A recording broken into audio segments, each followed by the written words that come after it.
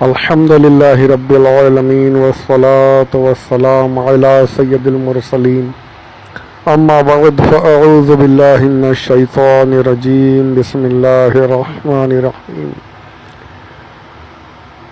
مل کر پڑھیں الصلاة والسلام علیک یا رسول اللہ وعلی آلک واصحابک یا حبیب اللہ۔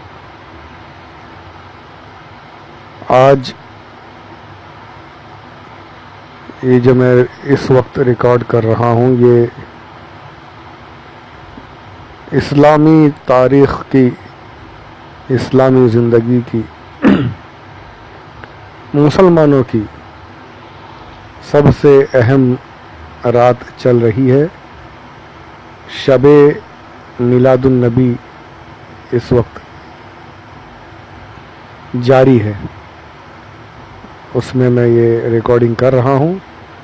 اللہ تبارک و تعالی آپ سبھی مسلمان بھائی بہنوں کو حضور اکرم صلی اللہ علیہ وسلم کی آمد کی خوشیاں، ان کی برکتیں، ان کی رحمتیں، ان کی نوازشات سے خوب مالا مال فرمائے۔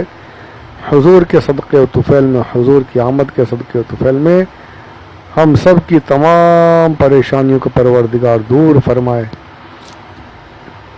اور ہم سب کو مولا عز و جل اپنے حبیب صلی اللہ علیہ وسلم کی سنتوں پر چلنے والا، ان سے محبت کرنے والا، ان کے گستاخوں سے دور رہنے والا، ان کے ادب کرنے والوں کے ساتھ رہنے والا بنائے۔ آمین بجاہ النبی الامین صلی اللہ علیہ وسلم۔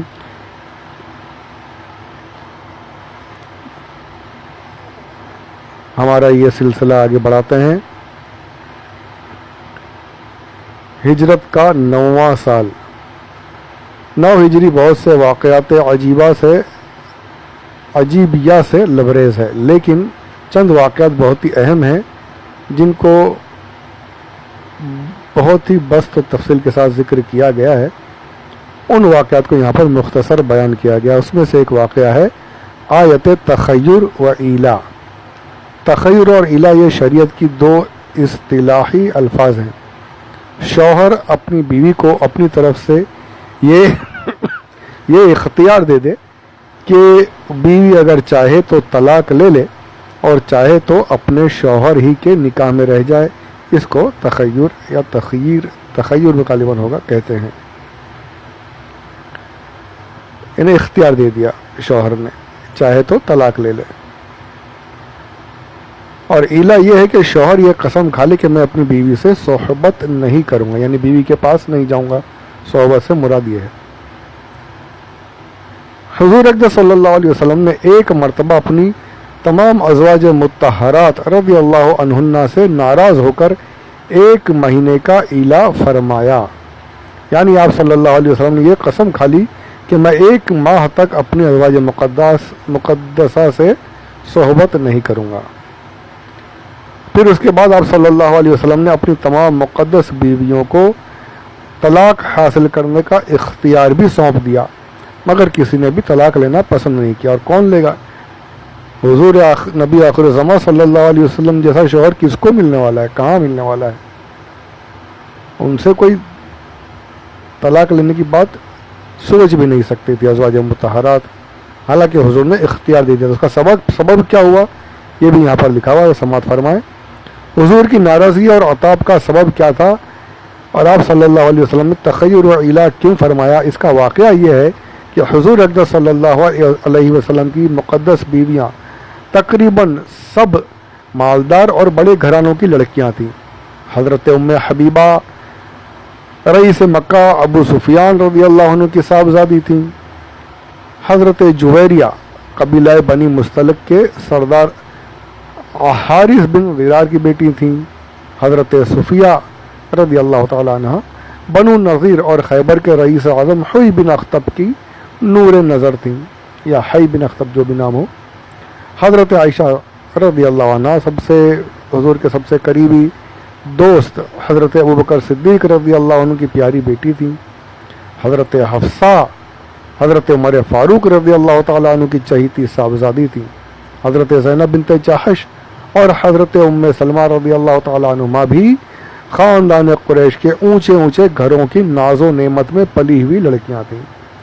ظاہر ہے کہ یہ امیر زادیاں بچپن سے امیرانہ زندگی اور رئیسانہ ماحول کی عادی تھیں، اور ان کا رہن سہن، خورد و نوش، لباس و پوشاک سب کچھ امیر زادیوں کی رئیسانہ زندگی کا آئینہ دار تھا۔ خورد و نوش اور تاجدار دو عالم صلی اللہ علیہ وسلم کی مقدس زندگی بالکل ہی زاہدانہ اور دنیاوی تکلفات سے یکسر بیگانہ تھی۔ 2 مہینے تک کاشانہ نبوت میں چولہا نہیں جلتا تھا، صرف کھجور اور پانی پر پورے گھرانے کی زندگی بسر ہوتی تھی۔ لباس و پوشاک میں بھی پیغمبرانہ زندگی کی جھلک تھی، مکان اور گھر کے ساز و سامان میں بھی نبوت کی سادگی نمایاں تھی۔ حضور صلی اللہ علیہ وسلم اپنے سرمایے کا اکثر و بیشتر حصہ اپنی امت کے غرباء و فقراء پر صرف فرما دیتے تھے، اور اپنی ازواج مطہرات کو بقدر ضرورت ہی خرچ عطا فرماتے تھے، جو ان رئیس زادیوں کے حسب خواہ زیب و زینت اور آرائش و زیبائش کے لیے کافی نہیں ہوتا تھا۔ اس لیے کبھی کبھی ان امت کی ماؤں کا پیمانہ صبر لبریز ہو کر چھلک جاتا تھا۔ اب ظاہر ہے کہ بچپن سے وہ آرام و آسائش میں گزرے ان کے دن، اور یہاں پر سرکار صلی اللہ علیہ وسلم کے ساتھ اتنا یعنی فقیرانہ زندگی گزارنا، تو کبھی کبھی کچھ سر حضور کی بارگاہ میں عرض کر دیا کرتی تھی اس بارے میں ازواج مطہرات۔ چنانچہ ایک مرتبہ ازواج مطہرات نے متفقہ طور پر آپ صلی اللہ علیہ وسلم سے مطالبہ کیا کہ آپ ہمارے اخراجات میں اضافہ فرمائیں۔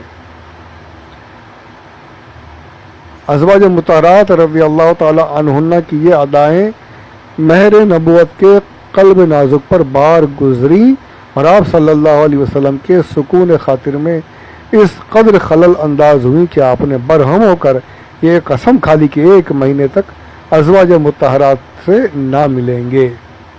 اس 1 ماہ کا آپ صلی اللہ علیہ وسلم نے ایلا فرمایا۔ تو یہ سبب تھا حضور اکرم صلی اللہ علیہ وسلم کے ایلا فرمانے کا۔ یہ بھی امت کی تعلیم کے لیے ہے کہ ایسا کبھی واقعہ تو فوراً طلاق نہ دے دیا کرو، بلکہ یہ بھی ایک قدم اٹھاؤ کہ شاید بیوی جو ہے وہ راستے پر آ جائے، تمہاری بات مان لے۔ فوراً طلاق، یہ آج کل جو دھڑ طلاق دے دیتے ہیں نا، یہ بالکل ہی جاہلانہ حرکتیں ہیں۔ 3 طلاق ہے، یقیناً ہے، ایک ساتھ بول دیا تو بھی ہو جائے گی، اور ایک ساتھ بولنے کو حضور نے بہت ناپسند فرمایا ہے۔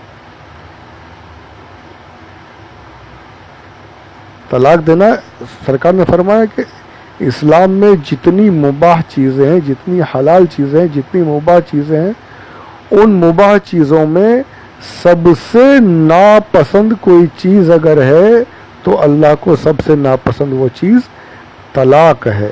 اللہ نے طلاق دینا جائز کیا ہے، مباح کیا ہے، لیکن اللہ کو بہت ناپسند ہے طلاق دینا۔ طلاق یعنی توڑنا اللہ کو کیسے پسند ہو سکتا ہے؟ اللہ کے پیارے محبوب کو کیسے پسند ہو سکتا ہے؟ ہاں، زندگی اب ایک دم بالکل سمجھ لیجیے کوئی چانس ہی نہیں، کہیں پر کوئی آپشن نہیں بچا، تو وہاں پر طلاق کا راستہ کھلا ہے۔ اس میں بھی یہ ہے کہ 3 طلاق مت دو، 1 طلاق دے کر اس سے الگ ہو جاؤ۔ طلاق وہاں بھی واقع ہو جائے گا، پر تمہارے پاس راستہ رہے گا کہ اگر تمہیں پھر سے اسی کی طرف تمہارا دل رغبت کر رہا ہے، تمہیں نکاح دوبارہ کرنا ہے، تو تم نکاح کر سکتے ہو۔ پر آج کل سمجھتے ہی نہیں۔ اور 3 طلاق کا وبال کیا ہے، سب کو پتا ہے کہ اگر ایک مرتبہ میں 3 طلاق دے دی ایک ساتھ، یا ایک ساتھ نہیں دی، ایک ایک کر کے کچھ رک کر 2، پھر ایک سے بعد تیسری، 3 طلاق اگر ہو گئی تو 3 طلاق کے بعد اب جو ہے نکاح نہیں کر سکتے اس عورت سے، جب تک کہ وہ کسی دوسرے مرد سے نکاح نہ کرے، اس کے ساتھ جب تک کہ نہ رہنے سے آپ سمجھ سکتے ہیں میرا کیا کہنا چاہتا ہوں، جب تک کہ دوسرے مرد کے ساتھ صحبت نہ ہو جائے اور پھر وہ طلاق نہ دے، اس وقت تک کہ یہ اس سے دوبارہ نکاح نہیں کر سکتی۔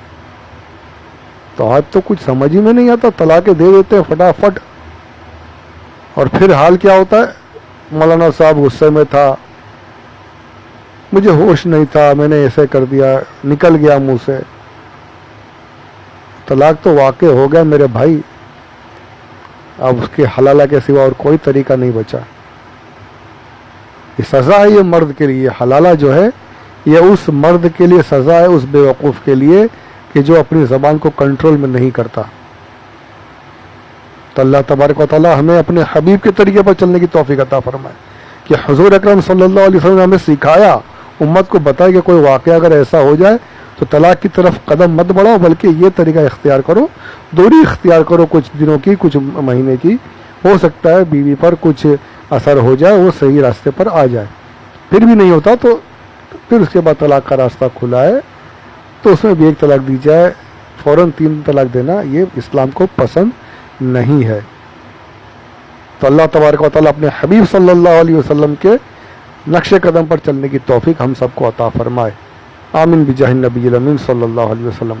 بلکہ یہی دعا کرتا ہوں میں کہ پروردگار تمام مومنین جو شادی شدہ ہیں، جن کی شادیاں ہونے والی ہیں، جو کنوارے ہیں، سب کو آپس میں ایسی محبت عطا فرمائے شوہر اور بیوی کو کہ کبھی طلاق کی نوبت ہی نہ پہنچے. محبت کے ساتھ مل جل کر ساری زندگی ساتھ میں رہیں، مرنے تک ساتھ میں رہیں، اور مرنے کے بعد انشاءاللہ یہاں کے جو میاں بیوی ہیں پروردگار انہیں جنت میں بھی ساتھ عطا فرمائے.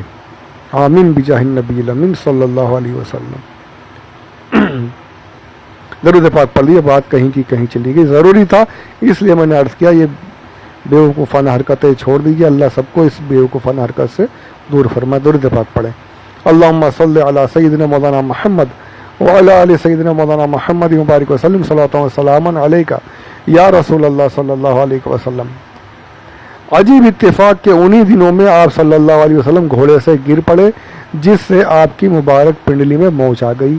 اس تکلیف کی وجہ سے آپ صلی اللہ علیہ وسلم نے بالا خانے پر گوشہ نشینی اختیار فرما لی اور سب سے ملنا جلنا چھوڑ دیا. صحابہ کرام نے واقعات کے قرینوں سے یہ سوچنا شروع کر دیا کہ حضور صلی اللہ علیہ وسلم نے اپنی تمام مقدس بیویوں کو طلاق دے دی، اور یہ خبر جو بالکل ہی غلط تھی بجلی کی طرح پھیل گئی، اور تمام صحابہ کرام انتہائی رنج و غم میں پریشان حال اور صدمہ جاں کہاں سے نڈال ہو کر رہنے لگے رضی اللہ عنہم اجمعین. اب صحابہ حضور سے اتنی محبت ہے کہ حضور کو ہلکا سا بھی کوئی تکلیف ہو تو ہل جاتے تھے. یہاں تو طلاق کی بات سوچنے لگے تھے کہ طلاق دے دی حضور نے سب کو، تو سب غمگین ہو گئے. بخاری شریف کے روایت میں اس کے بعد کے واقعات اس طریقے سے ہیں. حضرت عمر رضی اللہ عنہ بیان کرتے ہیں کہ میں اور میرا ایک پڑوسی جو انصاری تھا، ہم دونوں نے آپس میں یہ طے کر لیا تھا کہ ہم دونوں ایک دن باری باری سے بارگاہ رسالت میں حاضری دیا کریں گے اور دن بھر کے واقعات سے ایک دوسرے کو مطلع کرتے رہیں گے. ایک دن کچھ رات گزرنے کے بعد میرا پڑوسی انصاری آیا اور زور زور سے میرا دروازہ پیٹنے اور چلا کر مجھے پکارنے لگا. میں نے گھبرا کر دروازہ کھولا تو اس نے کہا کہ آج غضب ہو گیا. میں نے اس سے پوچھا کہ کیا غسانیوں نے مدینے پر حملہ کر دیا؟ حضرت عمر رضی اللہ تعالیٰ عنہ کو یہاں بات کچھ اور ہے، لیکن وہ کہیں حملہ تو نہیں ہو گیا تم اتنا پریشان ہو؟ کیونکہ ان دونوں شام کے غسانی مدینہ پر حملہ کی تیاریاں کر رہے تھے، تو آپ نے سمجھا کہ حملہ ہو گیا. تو انصاری صاحب نے جواب دیا کہ نہیں، اس سے بھی بڑھ کر حادثہ رونما ہو گیا ہے. وہ یہ کہ حضور صلی اللہ علیہ وسلم نے اپنی تمام بیویوں کو طلاق دے دی. یہ خبر پھیلنا شروع ہو گئی تھی. حضرت عمر کہتے ہیں کہ میں اس خبر سے بے حد متوحش ہو گیا، اور علی الصبح میں نے مدینہ پہنچ کر مسجد نبوی میں نماز فجر ادا کی. حضور صلی اللہ علیہ وسلم نماز سے فارغ ہوتے ہی بالا خانے پر جا کر تنہا تشریف فرما ہو گئے اور کسی سے کوئی گفتگو نہیں فرمائی. میں مسجد سے نکل کر اپنی بیٹی حفصہ کے گھر گیا تو دیکھا کہ وہ بیٹھی رو رہی ہے. میں نے اس سے کہا کہ میں نے پہلے ہی تم کو سمجھا دیا تھا کہ تم رسول اللہ کو تنگ مت کیا کرو، اور تمہارے اخراجات میں جو کمی ہوا کرے وہ مجھ سے مانگ لیا کرو، مگر تم نے میری بات پر دھیان نہیں دیا. پھر میں نے پوچھا کہ کیا رسول اللہ صلی اللہ علیہ وسلم نے تم سبوں کو طلاق دے دی ہے؟ حفصہ نے کہا کہ میں کچھ نہیں جانتی، رسول اللہ صلی اللہ علیہ وسلم پر بالا خانے پر ہیں، آپ ان سے دریافت کریں.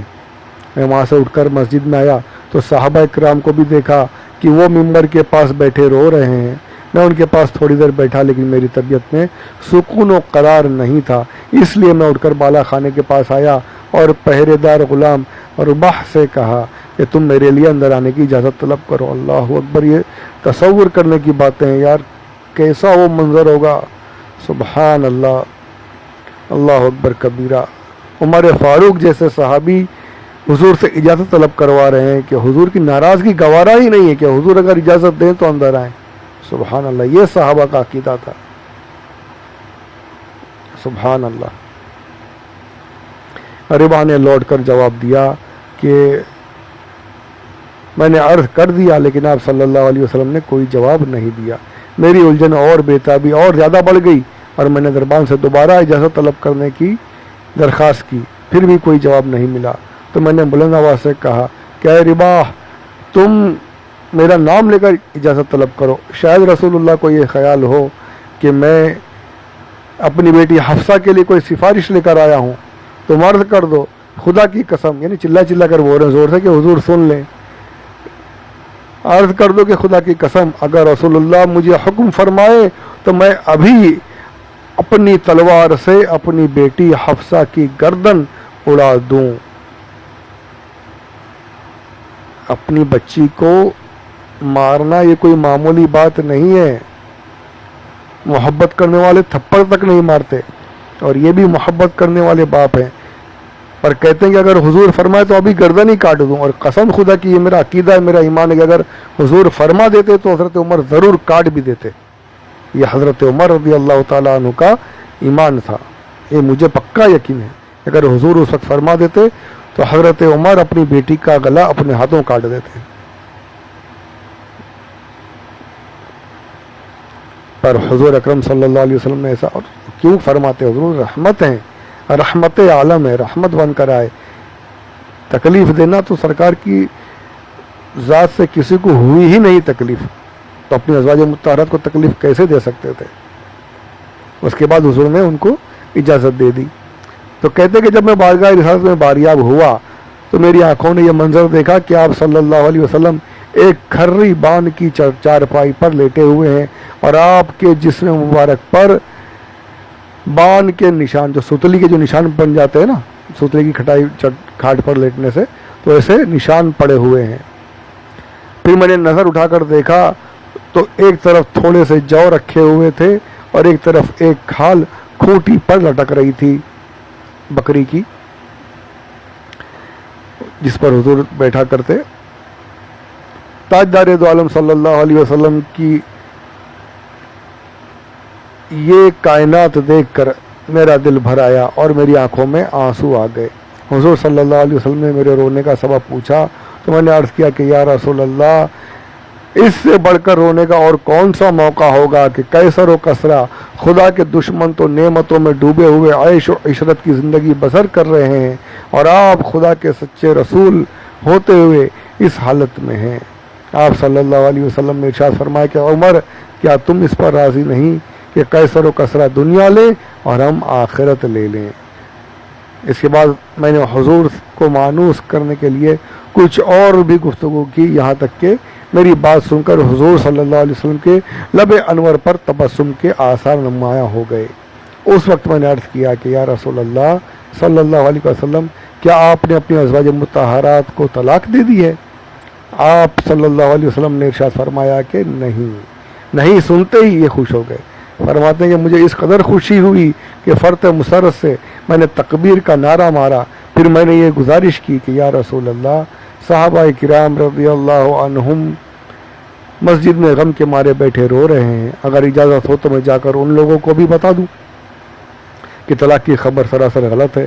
چنانچہ مجھے اس کی اجازت مل گئی، اور میں نے جب آ کر صحابہ کرام رضی اللہ عنہم کو اس کی خبر دی تو سب لوگ خوش ہو کر حشاش و بشاش ہو گئے اور سب کو سکون و اطمینان حاصل ہو گیا.